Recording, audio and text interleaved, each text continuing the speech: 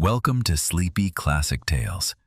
Today we listen to our calm, short version of The Murders in the Rue Morgue, written by Edgar Allan Poe and published in 1841.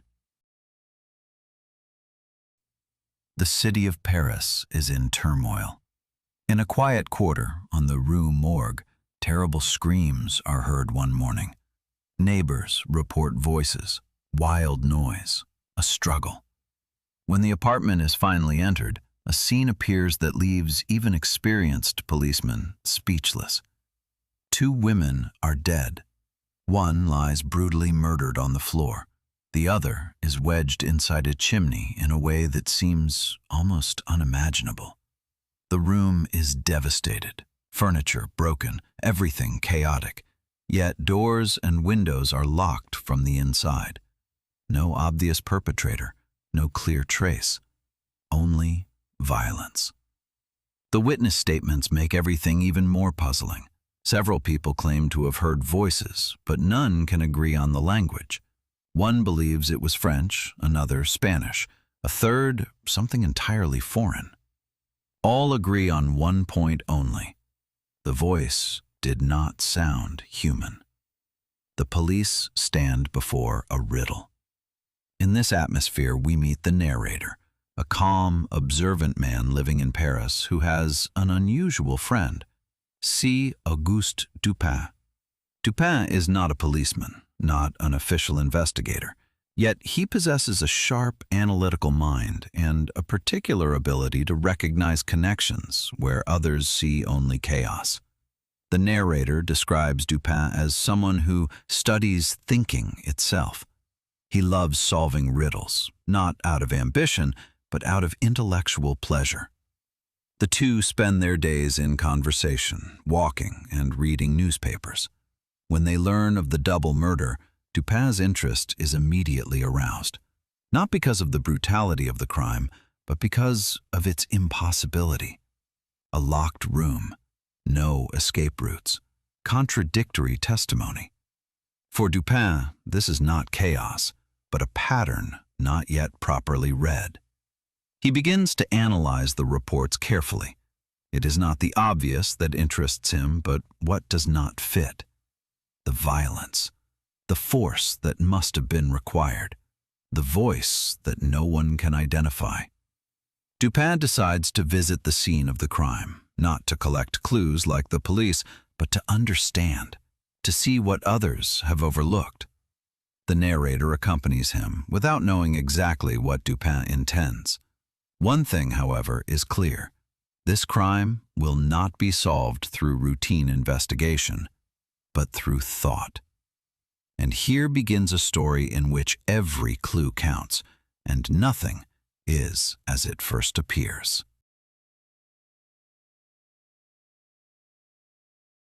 The next morning, we go together with Dupin to the Rue Morgue. From the outside, the house appears inconspicuous, almost ordinary. Nothing suggests that something so terrible could have occurred here. That, precisely, irritates Dupin.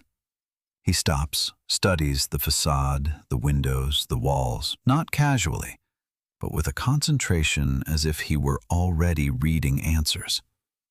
Inside the house, the full extent of the crime becomes visible. The room is devastated. Furniture overturned, objects broken, the floor covered with signs of violence. Dupin moves slowly through the space without touching anything.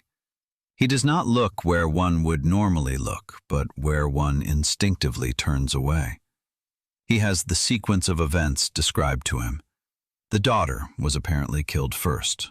The mother tried to flee but was overpowered with immense force and finally forced into the chimney. The description alone makes clear. A strength was at work here that exceeds any human measure. Dupin remains calm.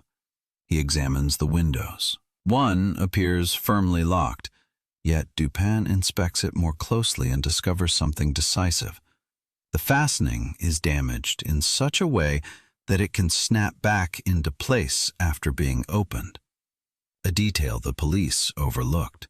A window that could be both open and locked. A possible escape route. Then Dupin turns to the witness statements. He does not listen to them again.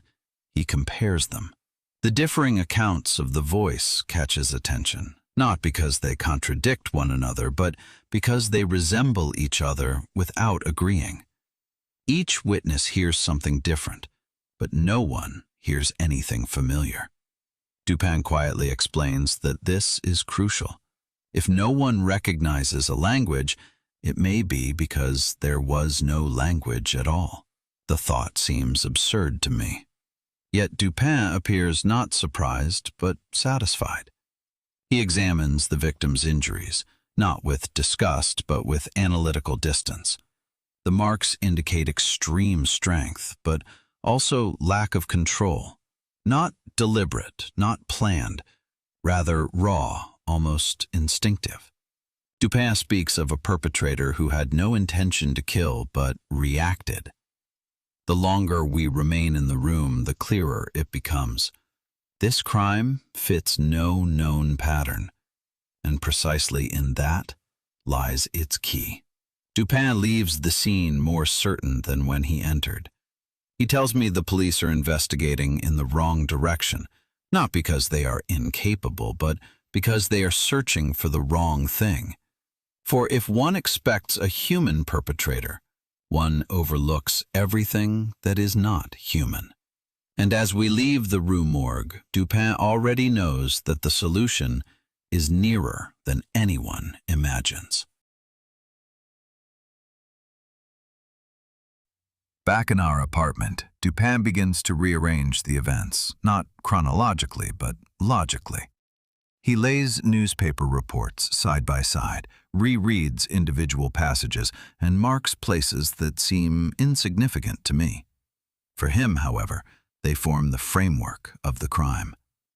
He speaks of the perpetrator's strength, not as speculation, but as fact. The way the mother was forced into the chimney leaves no doubt. No human being, Dupin says, could have accomplished this alone. Not with such force, not with such disregard for the body's limits. This observation excludes many possibilities and opens another. Then he returns to the voices. He lists the nationalities of the witnesses and the languages they believed they heard: French, Spanish, Italian, even Russian. Each account contradicts the others, and yet all are convinced. Dupin smiles. For him, this is not contradiction but confirmation. A voice that cannot be assigned to any language sounds foreign to everyone. And the unfamiliar is automatically classified according to what one already knows. Dupin now openly states what he had only suggested before. The perpetrator was not human. Not in a moral sense, but in a biological one. The raw strength, the inarticulate sounds, the lack of planning, all point to a creature that does not think as we do. I find this conclusion far-fetched at first, yet Dupin continues, undeterred. He speaks of an animal, not a wild one from the city, but a foreign one not native here, one no one expects, and therefore no one searches for. He reminds me of a newspaper article we read together, a report about an escaped ape belonging to a sailor, an animal of unusual size and strength, a creature capable of imitating human movements without understanding them. Suddenly, the pieces fall into place. The violence without motive, the strength without measure, the voice without language. Dupin is convinced. The perpetrator is an orangutan. Yet he remains cautious. He knows such a claim requires proof, so he sets a plan in motion. He places an advertisement in the newspaper, apparently harmless. In it, he asks the owner of a missing orangutan to contact him. He promises to return the animal. A bait.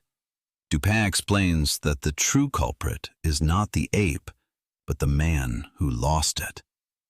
The ape acted according to its nature. The human being bears responsibility. Now we must wait. If Dupin is right, someone will come. Not out of curiosity, but out of fear. And then, Dupin says calmly, it will become clear whether thought is stronger than violence. We wait.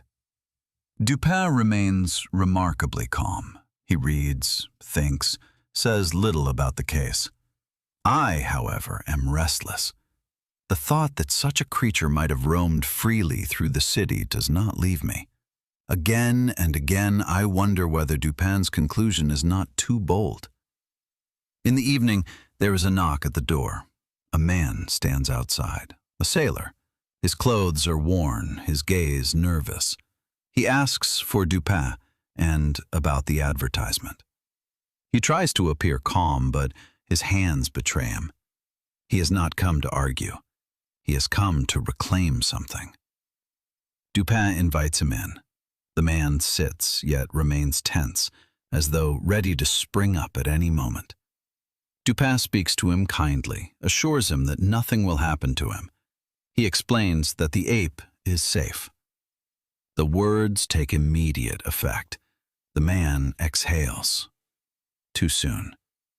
Dupin asks precise questions: where the animal came from, how long he had possessed it, how it escaped. The sailor answers haltingly, corrects himself, evades. Finally, it bursts out of him.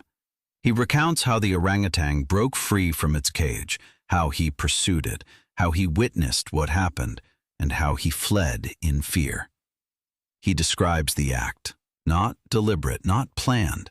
The ape merely imitated what it had seen, shaving, grasping, holding.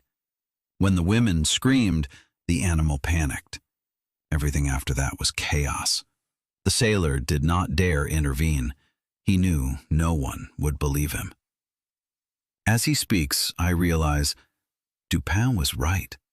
Not only about the perpetrator, but about everything. The violence, the voice, the impossibility of the crime. Everything now fits together with frightening logic. The sailor is no murderer in the classic sense, but his responsibility is undeniable. Dupin listens calmly. He promises not to denounce the man, yet the truth must come to light, not out of revenge, but to clear the innocent who were wrongly suspected. The sailor nods. He knows he has no choice. When he is left, I remain seated in silence. The case is solved, and yet it brings no relief. 2 people are dead. A crime has been explained, and everything happened because something foreign entered a world unprepared for it. Dupin says quietly that logic does not console. It explains, nothing more. And as I reflect on it, I understand that this crime did not arise from malice, but from carelessness, and from the illusion of being in control. The next day, the truth spreads through Paris. The newspapers now report differently. Suspicions against innocent men disappear. The earlier sensation gives way to incredulous astonishment. Many cannot accept what has happened. An animal as perpetrator does not fit the image people prefer of crime.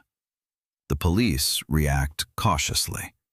Officially, they acknowledge the resolution, yet perceptibly unwillingly. Dupin's role is scarcely mentioned.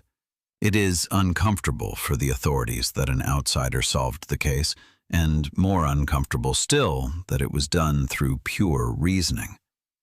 I speak with Dupin about it. He explains that the case was never truly a riddle, not because it was simple, but because all decisive clues lay in plain sight. They were simply ignored because they did not match familiar expectations. The human mind, he says, prefers known patterns. Everything unfamiliar is suppressed. Dupin emphasizes that the police worked correctly within their assumptions, that those assumptions blinded them. They searched for a human being, for a motive, for a story that made sense. That sense sometimes lies precisely in the absurd was not considered. I begin to understand what makes this case special. Not the brutality, not the unusual solution, but the way Dupin thinks. He forces himself to admit every possibility, even those that seem ridiculous. For him, nothing is excluded as long as it explains the facts. Dupin also speaks of responsibility. The orangutan acted according to its nature. The guilt lies not with the animal, but with the human who removed it from its environment and kept it unsecured. The view is sober and yet just. It shifts attention from the perpetrator to the circumstances. The case is solved, and yet something remains.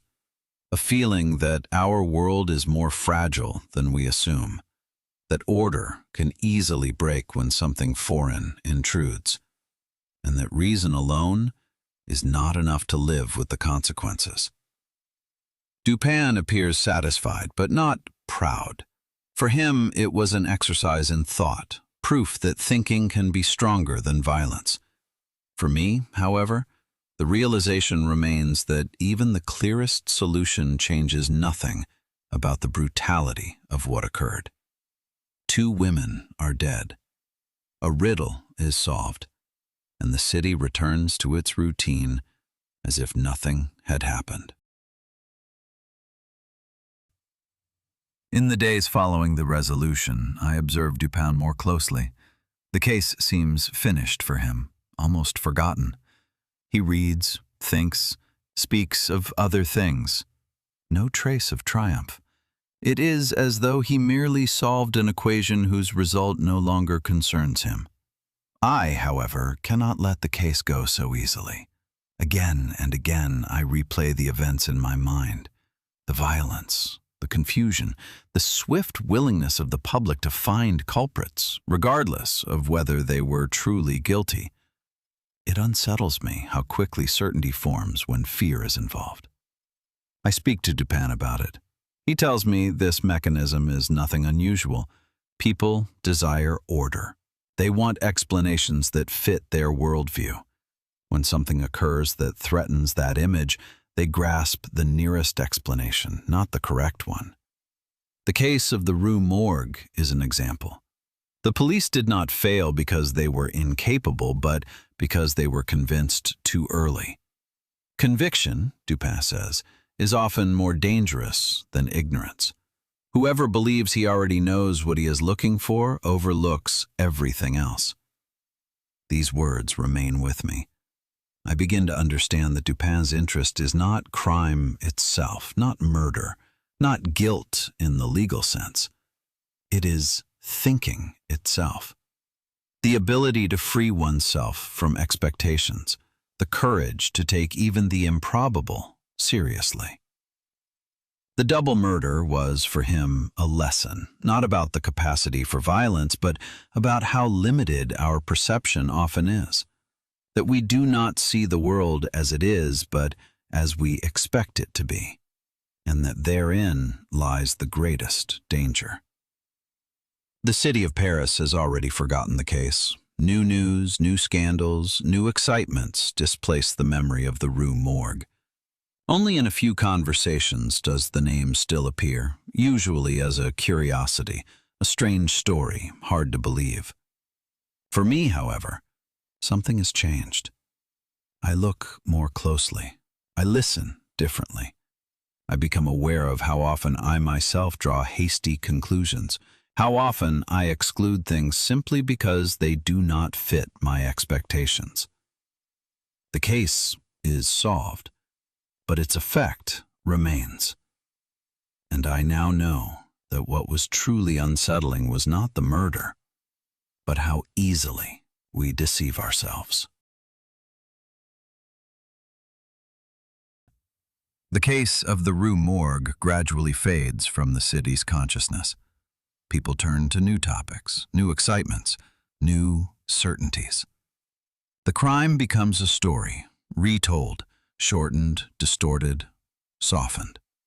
The monstrous loses its sharpness once it has been explained.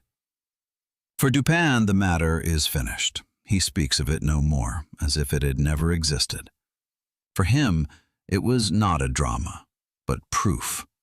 A proof that thinking can create a form of order even where everything appears chaotic.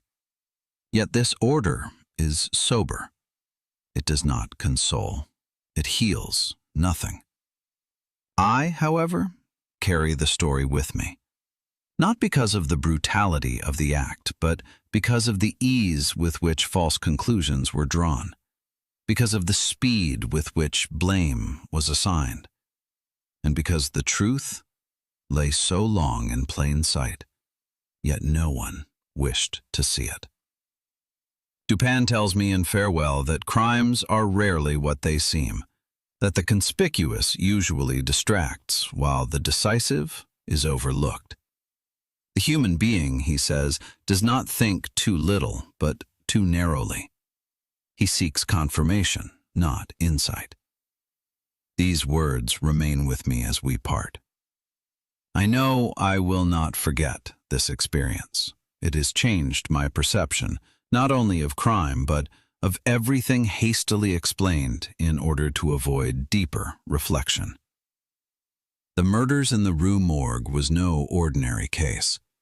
It was proof that truth sometimes lies where one least expects it, and that the courage to think the improbable is often the only way to understand the obvious.